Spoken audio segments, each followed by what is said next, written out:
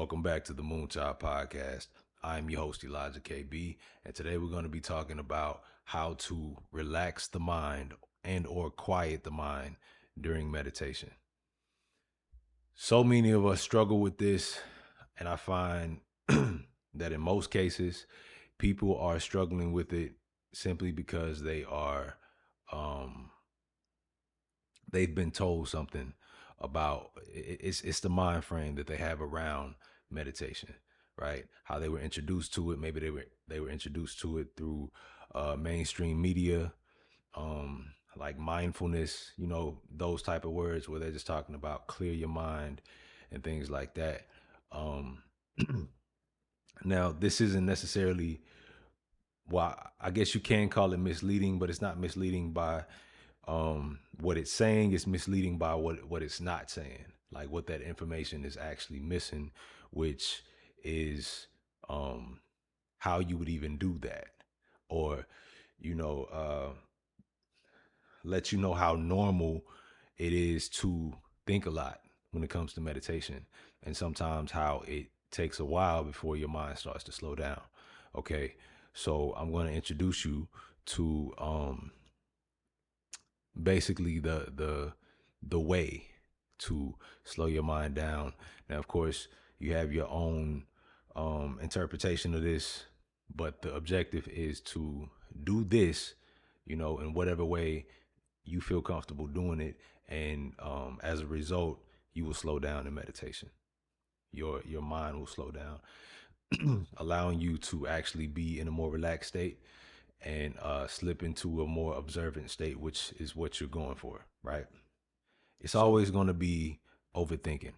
It's always going to be a bunch of thoughts, right? Random thoughts, things that don't make sense necessarily, you know, um, things that you don't even know why you're thinking it, right? It's just a bunch of random shit that happens when it's time to quiet the mind. So, right? What I want to stress to you, first of all, is that this is normal.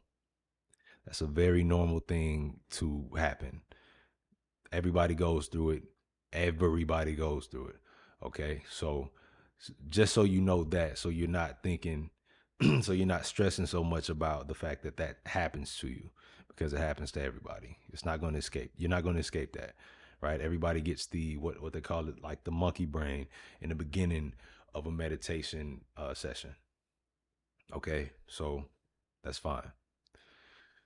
What what you will notice though is if you meditate more often, it takes a even shorter period of time to calm your mind down.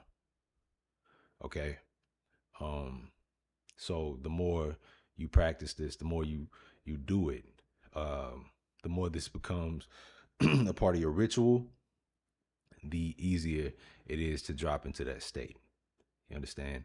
So um basically what you do when you're in meditation is simply stop resisting. Allow that shit to happen, right? Allow whatever to come, allow whatever comes up to come up.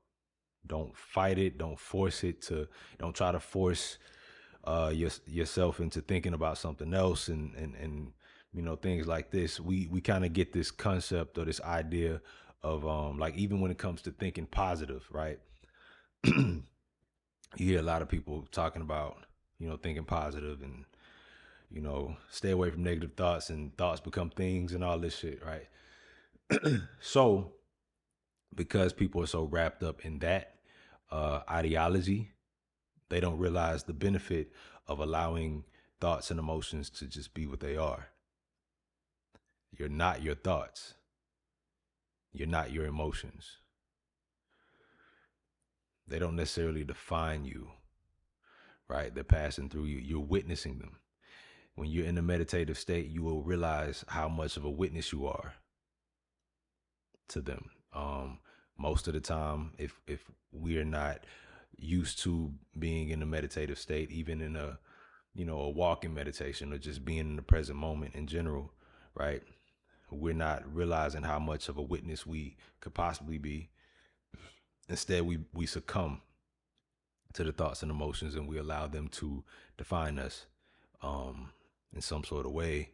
And in that space, it makes things a lot more rigid. So when you try and go into a meditative state and you are allowing yourself to identify with these thoughts on a personal, from a personal standpoint, it makes it a lot harder for you to separate from them. So basically, when you're meditating, this allows thoughts and emotions to pass by without you clinging on to them and making them so personal to yourself.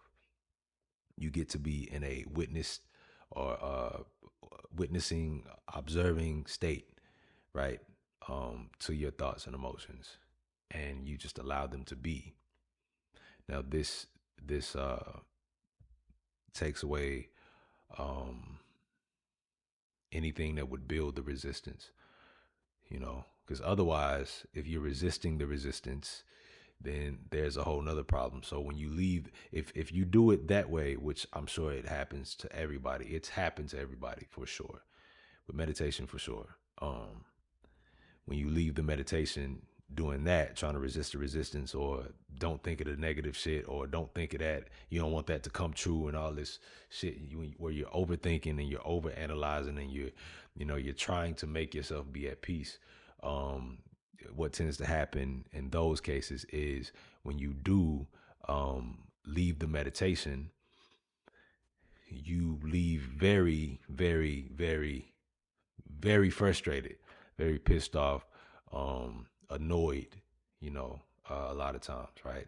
And what causes that is the fact that we are trying to control that process so much so to the point where we're not able to relax within it.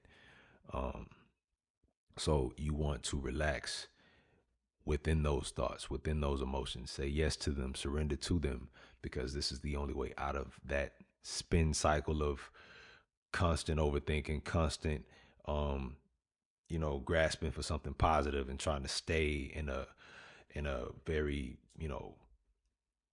narrow minded space of what you think is positive, or whatever. So right. Yeah, you want to be open to this.